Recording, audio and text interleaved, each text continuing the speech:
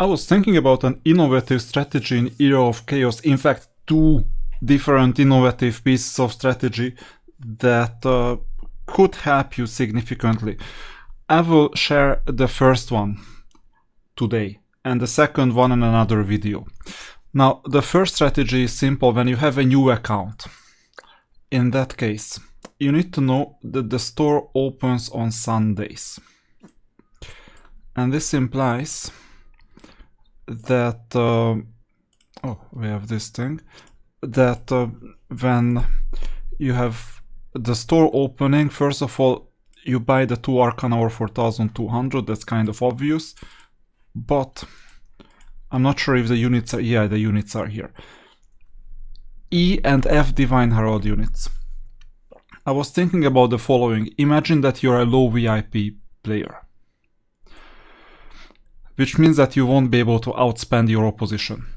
This means that you need to get some timing in your thought process through which I will say that my account is gonna become competitive by this amount of time, and that amount of time can be half a year, that amount of time can be 1 year, depending on your strategy.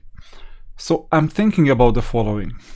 1500 diamonds is heavily discounted because the usual price of 15 covenants is quite high. It's somewhere along the lines of 2300 diamonds, if I remember correctly. If you use this heavily discounted price only to purchase your tokens, but you're not using basically 2000 diamonds and you're only doing this in cumulative spending times, then you not only get this discount that is more than 30%, but you will also get the extra 50% plus markup of sometimes even scarce items like prestigious artifact boxes and other stuff. So you have double discounts. One discount is when you purchase a discounted thing. That can be this one. That can be discounted treasure hunt permits, discounted artifacts. And you collect your spending such that you buy the first items on Wednesday when the cumulative spending event starts, and buy the second batch of the items on Sunday when the shop refreshes, and then you won't buy any of these items for about 10 more days or 9 more days. And then let's see how we can get the 50,000 diamonds in. Let's suppose that we don't have anything interesting for training or anything like daily bonus item to buy, because let's pretend that this 800 diamonds stuff for divination vouchers is not interesting. There are weeks like this one. I mean, not interesting enough to count as a real discount. There are weeks like this. And then what do you do? Then all you have is 2400 diamonds worth of Arcana Ore. Enough to buy it on Wednesday because, you know, between Sunday and Tuesday you won't be able to use Arcana Ore anyway. The store is not even open. So you get 2400 diamonds spent in itself.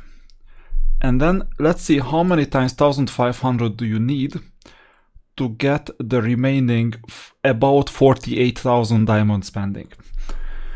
45,000 diamonds divided by 1500 is basically 10 for 15,000, 20 for 30,000, 30 for 45,000.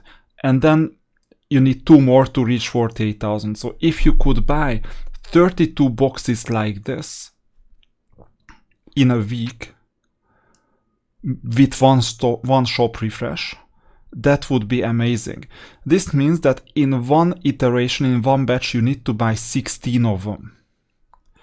How does the 16 work? You get 3 refreshes for 1500 item. So this is 3, 6 for 1 union because you have 2 tokens. So that's so far 6. 12 for the second union. And then you will need a third union, like two tokens, for example. And then you're collecting 3 different unions straight away, right off the bat, and you'll ignore covenant pools, you'll ignore everything else. But you get all these units perfectly discounted.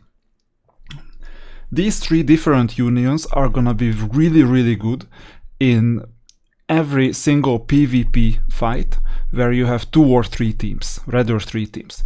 And it's all over the place. So basically you have Battle of Unions. There you go. There you have multiple teams. In fact, you have an extra option to have specific types of battles like Strength Guild, Life Guild, and you have a higher chance of getting a good enough team in both. That's one of the options. The second one is Battle of the Gods, as well as cross-server Battle of the Gods in the Pantheon. The third one, or fourth one, is the Glory Arena. Then you have the Dragon League. Then you have a lot of other things.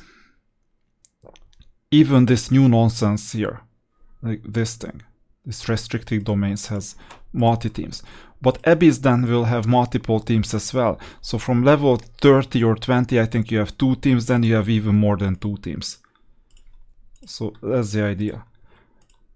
Level 90 has 3 teams already, I know that. Oh, I need to buy this on Sunday, too bad. So this is the idea. And you may say, okay, that's fine, but I will suffer in the arena because there is no hero in the world that will make 6 Divine Herald units synergic. And actually, I need to debate this, because this is not necessarily true anymore. Just look at Awakened Catherine.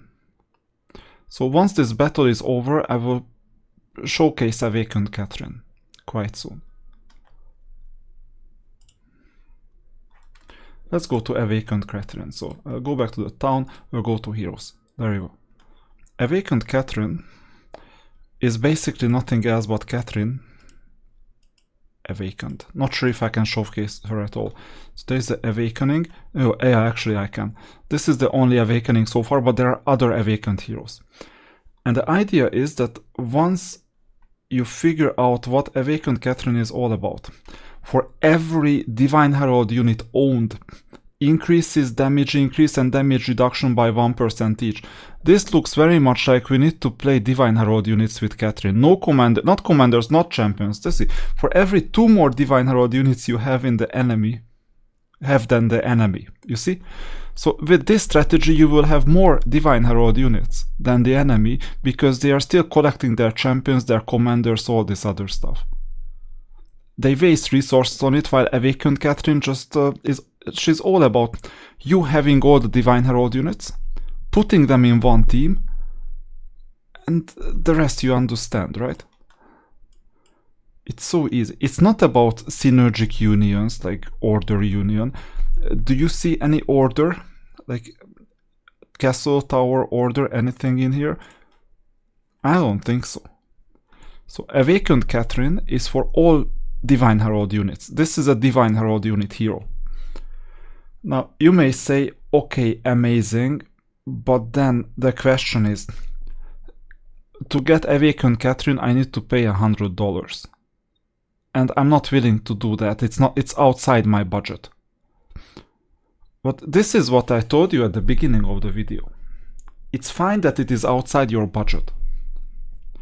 But one day Awakened Catherine will be free.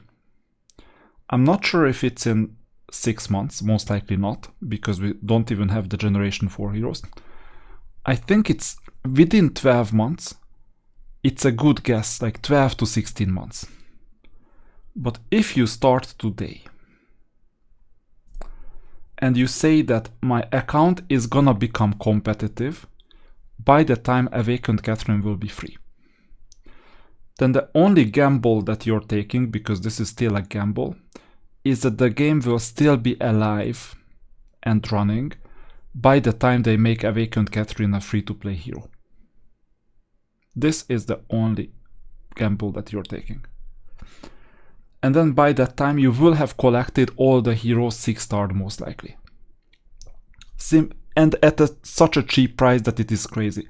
You will suffer in the arena, but how much are you losing in the arena and other game modes? Maybe, let's say, in the arena you will lose like in average 200 diamonds a day.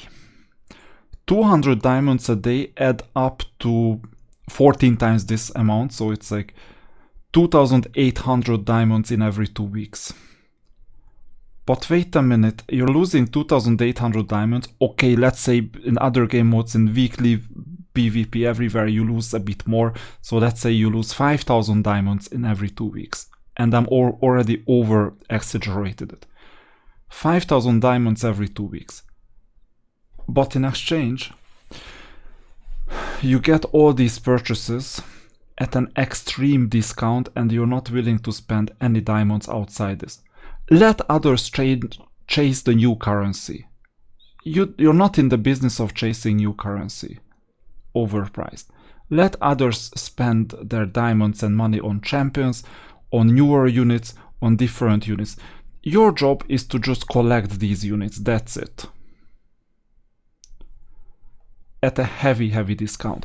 And I heavily exaggerated that you're losing 5000 diamonds every 2 weeks. I think you lose a lot less, actually, more like 3000 diamonds every 2 weeks.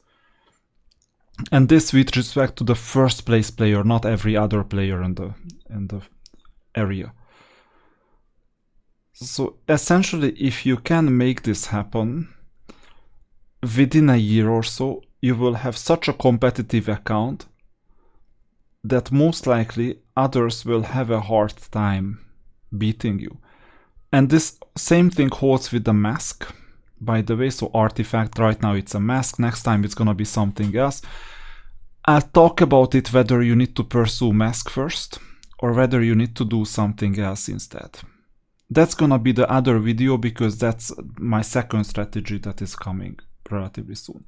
But in a new account, your objective is not to see what makes sense to get stronger in this account right now. Your objective is to figure out what your account needs in 12 to 16 months down the line to be strong enough. And you're aiming for that 12 to 16 months in the future. And right now the only thing I can see, okay, there may be godlike units and these are a bit different, so I might wait with this. But Awakened Catherine will work with Divine Heralds really well. So I think it is worth experimenting with this option and getting Awakened Catherine with some Divine Heralds, even if you mix the unions.